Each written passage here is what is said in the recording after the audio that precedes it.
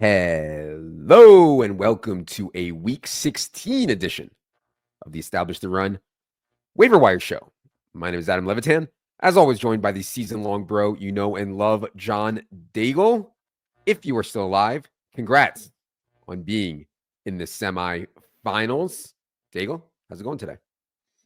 Absolute chaos out in these streets this time of the year when everyone is injured, but the waiver wire has notes on every single player, every single fallout. We're going to talk about a lot of them today. If you are out, which I don't know why you'd be listening to this if you're out, but if you are in or out and want to play playoff best ball, you need our best ball package. We have rankings and strategy analysis for both underdog and DraftKings formats. Also, we're doing a show later today, myself, Herzig, and Sam Brott on strategy.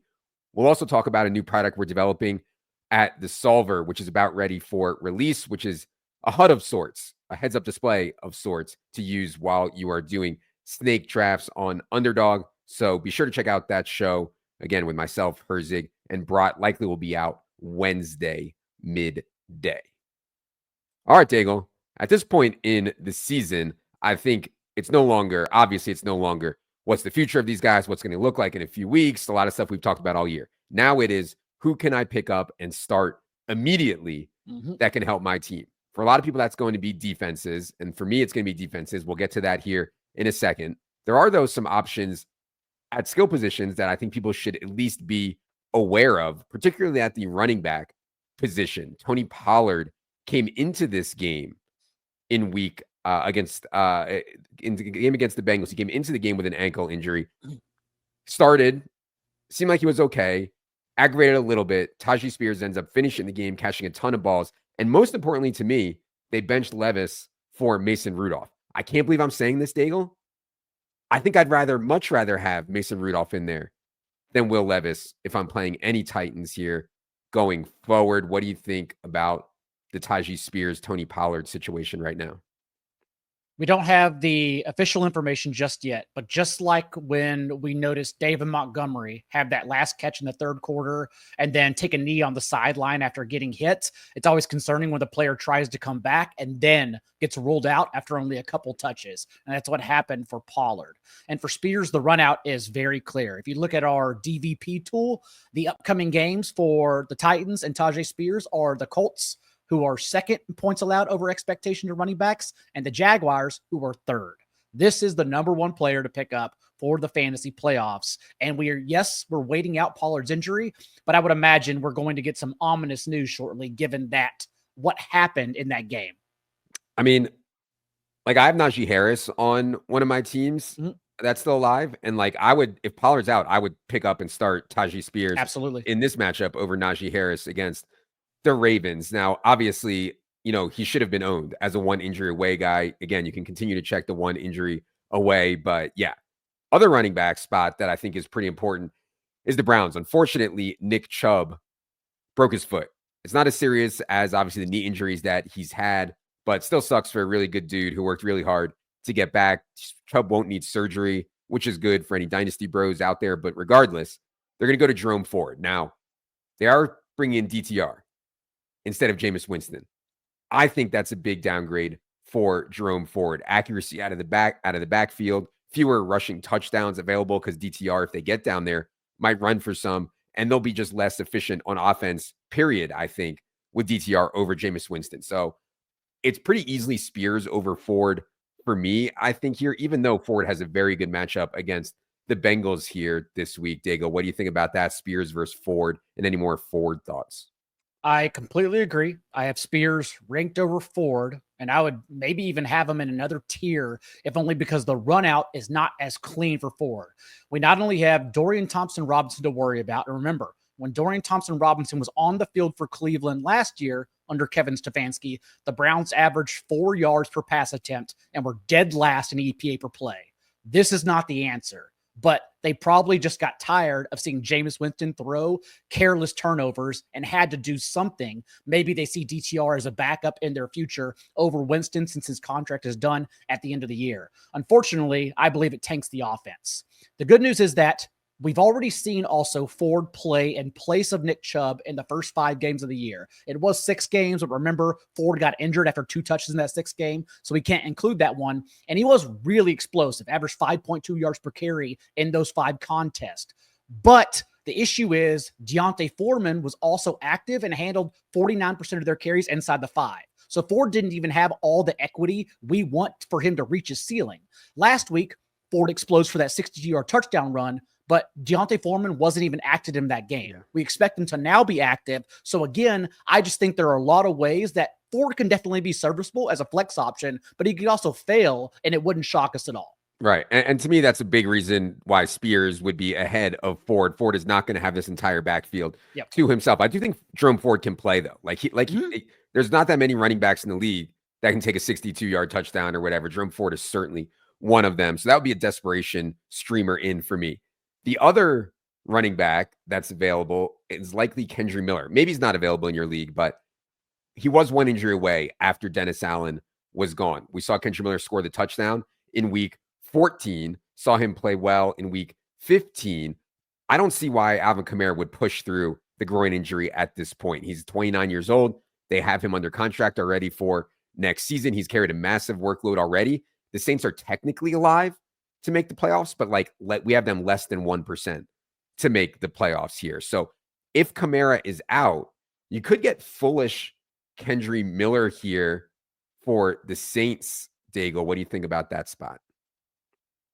It's unique spot because it's Darren Rizzi playing for his full-time job, and he also continues saying that Chris Olave is trying to come back. And even that kind of terminology makes me think that if Kamara is ready to go, then they would play him in this game. Remember, you also get an extra 24 hours to heal before kickoff because it's a Monday night game. Having said that, it also sounds like Derek Carr will be back. It's in Lambeau. Carr, of course, the kid from Bakersfield, California, who stayed local to go to Fresno State, and historically in the NFL has crumbled when it's cold out for obvious reasons. And now we're talking about Lambeau in mid-December. It's probably not going to be the best game script overall, but if we are getting Kendry Miller as an every touch back, I would expect his usage to increase. Even in the past 2 weeks with Jamal Williams also active, Miller has run 23 routes to Williams 6. I imagine he'd be an every snap running back again if Kamara's out. It's just really hard to predict given what this offense and team has done this month under Rizzi. I mean, this game opened Packers favored by 13.5 and a 41 team and a 41 game total. So we're not going to have a great projection on Kendry Miller, even if Alvin Kamara is out. It'll be fine, but it's not going to be some smash projection here because their team total and their expectation for touchdowns is going to be very, very low here in Lambeau.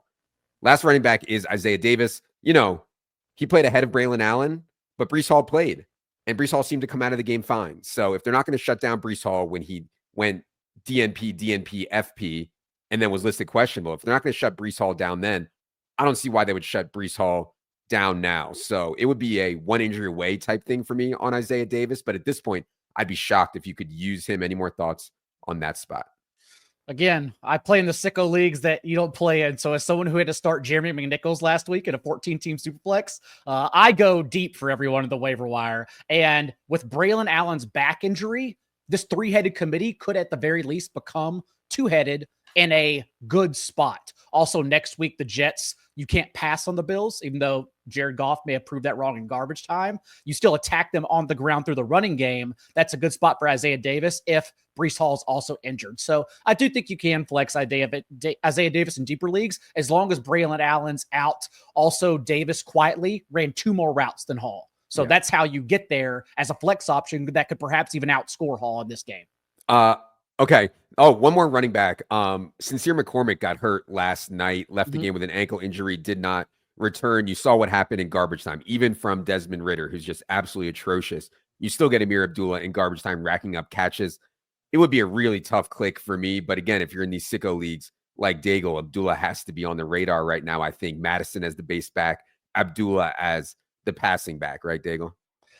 Yes, I swear, since interim coordinator Scott Turner took over 5 games ago now, I swear he has to think Abdullah is the second coming of Christian McCaffrey, because Abdullah now has 3 receiving scores under him. And you get this Jacksonville defense that's the second most points allowed to running backs and the 5th most catches. So if McCormick's out, we saw Abdullah out touch Alexander Madison 10-9 on Monday night. I think he's really flexible in PPR leagues, especially. Okay. Let's go to these tight ends, because I'm sure there's people out there with Goddard, and Njoku is going to be probably questionable, or maybe he'll be okay, but DTR is starting there. We also lost Evan Ingram. Brenton Strange, shout out Penn State, played a really good game. And this was the big debate in DFS this past week. Who do you prefer between Brenton Strange and Stone Smart? I preferred Stone Smart for better quarterback play, better game environment, but Strange just, and Stone Smart was fine, but Strange just went absolutely nuts, as he and Brian Thomas Jr.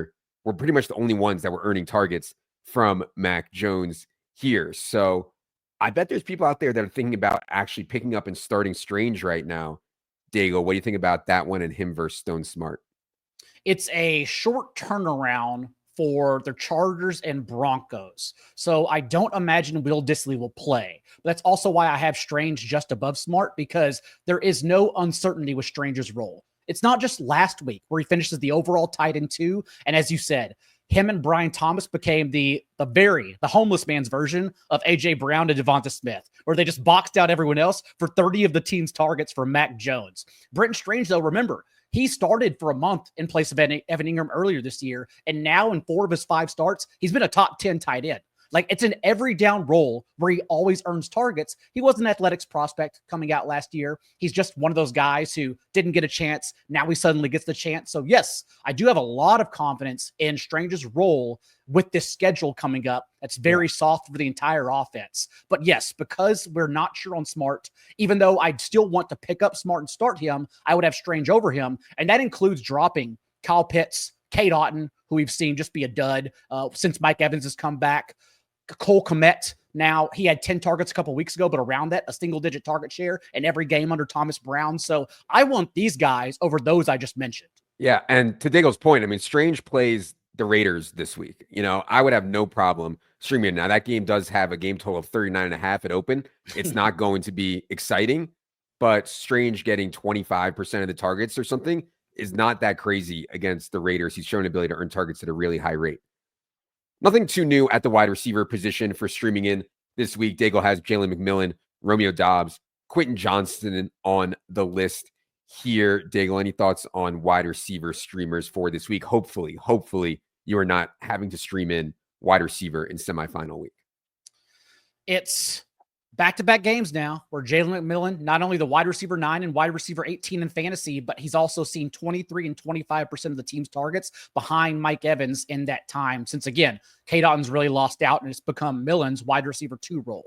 Not only that, but it is a good streaming spot for him. This Cowboys game on Sunday night is the highest total of the week, 49.5, and they're above average and allowing points over expectation to wide receivers, which is why we talked about the environment we expect the Packers to be in. The Packers, who were also coming out of their bye in 5 games, have become a lot more run heavy. Jordan Love's been awesome, but he's done it on such low volume. And so it's just really hard to trust, as we've done this time after time this year, any of the Packers wide receivers, especially Doubs, who had 2 touchdowns, but it was still 3rd on the team in target share, just 19.5% of the team's targets, and what we expect to be a lower scoring game favoring Green Bay to run the ball. So I'm taking McMillan personally, given their matchups this week. Yeah, I like that. And on Quentin Johnston, again, as Daigle said, short week, tough matchup here against the Broncos. And I thought Ladd McConkey looked pretty good in that game and came out healthy. Johnston still leads them in 10 targets, though. And remember, since it's a short turnaround, Patrick Surtain left with an injury. So we're not sure if he's going to play. Makes all the difference in the world if he's off the field.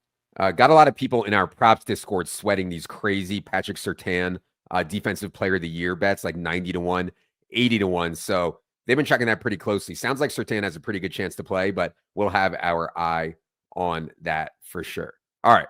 An important part of this week, I think, is streaming defense here, Daigle. If you go to the article and you come down here to streaming options, there are a lot of good ones. The Packers, assuming Derek Carr doesn't play, which I'd actually be pretty surprised that he does. Packers at home in Lambeau, where I'm sure it will be very cold against this decrepit Saints team, is obviously really strong, but there are a ton of other strong options too. We added Bengals against DTR to the list here, just as good as streaming against Jameis. I think you also get Falcons in a really good spot and Texans in a really good spot as well. So I would encourage people to be super active streaming in at defense. Don't be afraid to pick up one of these streamers against a really, really bad quarterback. Daigle, any more thoughts on defensive streamers for this week? If you go back to our playoff preview, I was adamant. I hate stashing defenses just because I prefer the guys whose points are not replaceable, the Zach Charbonnets, the Tajay Spears, hoping to luck into those situations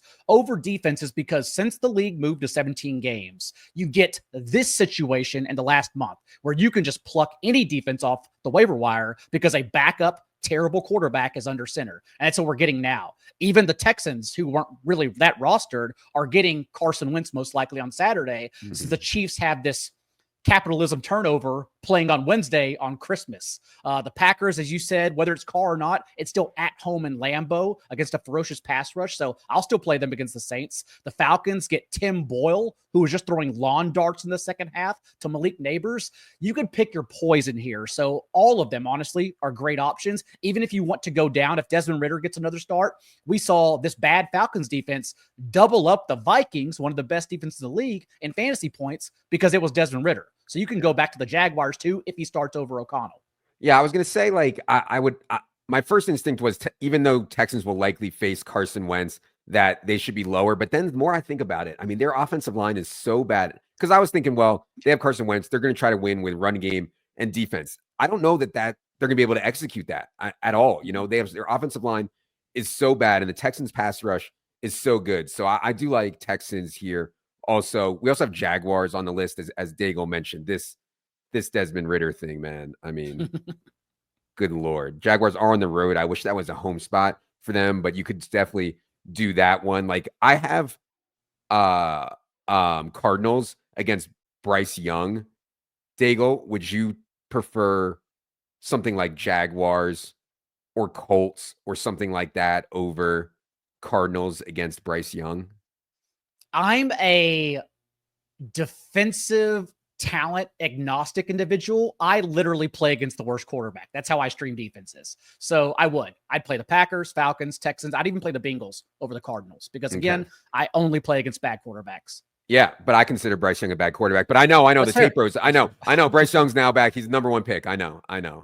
Anyways, no, I'm joking. I do agree with Daigle. I'm going to look to make a move there for one of these. Also, kicker is an important spot. I think for a lot of people, I'm going to look at the Jake Bates stuff. I've been just using Jake Bates every single week. He's in a dome. They score a zillion points. This is the first time they have to go outside to Chicago. Can be windy there. I'm going to check the weather there on Chicago before I make a move or consider a move at kicker. Daigle does have some streaming options in here for the people, including Chase McLaughlin, Will Reichard, Will Lutz, etc. here. Any more thoughts on that, Daigle? Any other deep league stuff you wanted to mention? A couple deep leagues, a lot of them before we get out of here, actually. Let's have a back and forth conversation on Kenneth Gainwell because Saquon Barkley missed a little bit of time with what the team said was, quote, a minor injury, came back in the third quarter, played through it. Kenneth Gainwell, though, was the one who got the last 3 carries of the game to ice it. Nick Sirianni comes out after the game and just spills himself over Gainwell, saying how much he loves the player. And what's interesting is that Barkley is now, we're 3 games away from Barkley, still has a chance for the Holy Grail record of Eric Dickerson's 2,100 rushing yards in a single season. He needs 139 per game. The Giants are the last one on the schedule. It is possible, but do you think Gainwell is mixing it a little more, even 10 touches after Barkley was banged up, or is he still just a contingency option? Regardless, I did move him to a tier 1, by the way, of the 1 injury away list. Yeah. So I think that Barkley went to the medical tent, quickly came back out and looked fine, but Gainwell was playing well. And Barkley has had so much usage this year. I do not think the 2,100 yard mark will matter unless he's within striking distance in week 18. You saw the video earlier this year of Saquon Barkley telling Sirianni was like, do you want to go back in to set the record? And Barkley was like, nah, let the big dogs eat. I don't care about, he said, let the young guys eat. I don't care about records that much. So I think Barkley is in this to win a Super Bowl. The Eagles very much are live to win a Super Bowl. So yes, I think that we'll see Gainwell mix in decently here, especially when the Eagles have pretty big leads. Eagles play at Commanders on Sunday. So yeah, I think we could project on base outcomes, maybe 5 or 6 touches for Gainwell this week, with a ceiling getting closer to 10 would be my initial gut. Obviously, we are not anywhere near ready on projections yet, but yeah, that's where I'd be at on Gainwell. Okay. Audric Estime on Thursday night, I'll mention. Again, if you're desperate for a streamer because Jaleel McLaughlin is dealing with a quad injury, we have no idea if he's going to play, but it's a short turnaround, so I'm worried. And the Chargers, although they look good on the surface against running backs because they haven't allowed many rushing touchdowns, if you peek under the hood, they're 18th in success rate and 22nd in EPA per carry. We know that we can't predict the Broncos' backfield at all. So it would not be shocking if Estime got 15 carries. Again, if you're desperate, because I know a lot of 7 and 8 seeds upset the 1 and 2 seeds this week based on how the elite running backs performed. Also, quickly, Craig Reynolds, because Dave Montgomery now out for the year. And I do think it's important to note that I did not have Reynolds as a streaming option. I don't think you'll see nearly as many touches. We have 3 games this year where Montgomery did leave for injury, and Reynolds totaled. Not average, totaled 1 touch in those 3 games. But we do know that the only time Sione Bake, their undrafted free agent rookie running back, who some people think could maybe mix in with Reynolds behind Gibbs, we do know that Bake only out-touched Reynolds in the 1 game that the Lions destroyed Jacksonville 52-6, and all of Bake's touches in that game were on the last drive with Hendon Hooker. I think he does not matter at all. This is Gibbs and Reynolds. So regardless of Reynolds' usage, it's obviously a potential starting running back in week 17 and 18 for the Detroit Lions offense. So got to get him up there. I moved him up to tier 1 as well and the run injury away list. And 2 other deep league notes. If Sam Howell were to start against Brian Flores' blitz defense, I imagine we get some garbage time run for Cam Akers. So keep that in mind behind Aaron Jones. And also, I kept Trey Benson because the Cardinals' schedule is so soft for the next couple of weeks. I kept Trey Benson very high in the tier 1 of the 1 injury away list. But he did suffer an injury. And Amari DiMercado also has a concussion. And so right now, DJ Dallas is their only backup running back. So if you're stashing for deep leagues, although I still think Benson's the player to have, it's possible he's just not healthy and he's not available in week 17 if Connor were injured this upcoming week. So keep DJ Dallas in the back of your mind as well. Yeah, I agree with all that on Daigle, especially the Detroit stuff. I think they're going to go full Gibbs with a little bit of Reynolds. If you're looking longer term out, though, like Daigle said, any injury to Gibbs and both those guys, Baki and Reynolds, will be viable if you're looking out to playoff best ball stuff, etc. Last question I had for you, Daigle, was the AJ Brown stuff. Everybody saw him go down. It looked pretty bad when he went down on that left sideline. He got up, though, said he's fine. Looks like he's fine. I'm not even sure there's really an ad there.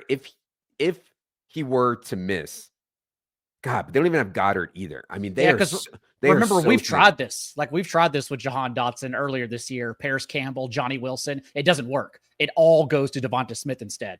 Yeah. I mean, Eagles would take an extremely run-heavy approach, I think, without Goddard, without A.J. Brown, again, at the Commanders. But Eagles are fighting very hard to get that first round bye wrestled away from the Lions here. A couple other quick deep league injury notes. Christian Watson, we're going to see on his injury report, which also makes Dubs a little more interesting. But the very last play for the Packers offense, Love throws a deep shot, and Watson comes down really hard and doesn't even pick himself up. He rolls off the sideline and stays down. Nothing was reported after that. It could be nothing, but also little insights like that are what led us to pick up Zach Charbonnet before anyone saw it coming. So I just want to keep in mind that Christian Watson may have been injured at the end of that game for Dubs and Dontavian Wicks. And then we are not sure on how serious Jalen Waddle's injury, but Malik Washington popped up. Remember, Odell Beckham released last week to sign elsewhere, cleared waivers. But Malik Washington led Dolphins in receiving yards. And this year, their offense is so weird. It's not even about who gets open. It's about who's shallower for Tua to dump the ball off as quickly as possible, that could be Washington again. So for 14-team leagues, he's interesting. I always thought Washington was interesting as like a screen fit in Mike McDaniel's offense, and all they run is screens now. Malik Washington's year last year at UVA went so far under the radar. Dude was awesome for UVA last year, had over 100 catches, over 1,400 yards, slipped to the 6th round, I think because he's only 5'8". But yeah, I think that's an interesting one to at least keep in mind, at least for Dynasty Bros also, or people like Daigle who play in 24-team leagues with 100-man rosters, etc. All right. Anything else to cover here, Daigle, ahead of semifinal week? Speaking of Dynasty, and one more sicko note, Zach Ertz left with an injury, and it was Ben Sinnott, who the best ball bros may get there accidentally, but they may get there because Sinnott came off the bench to then lead the rest of Washington's tight ends and routes run. 26 on Jaden Daniels, 49 dropbacks in that game. So Sinnott, I think, would be a 70-80% route participation player. And remember, like, this is a guy who, if he had got that starting role anyhow, always projected it as an amazing receiver. I believe the second most athletic tight end in this class behind Eric All, who profiled as like an historically athletic tight end. So just someone who hasn't had an opportunity yet and could pop up and we could see it coming. I was disappointed that Sinnott ran those 26 routes, as you mentioned, and only saw one target, right? Because if Zach Ertz runs 26 routes, he's definitely getting, or he's very likely to get more than one target. So that was a little bit concerning, but I agree with you. If Ertz is out here, Sinnott's going to play and play a ton. All right.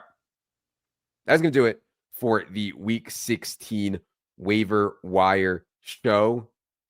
We covered actually more ground than I thought that we would cover. It will certainly be an interesting week in the season-long streets. I'll be back with Silva later tonight for team by team. As I mentioned, playoff best ball is coming and coming fast.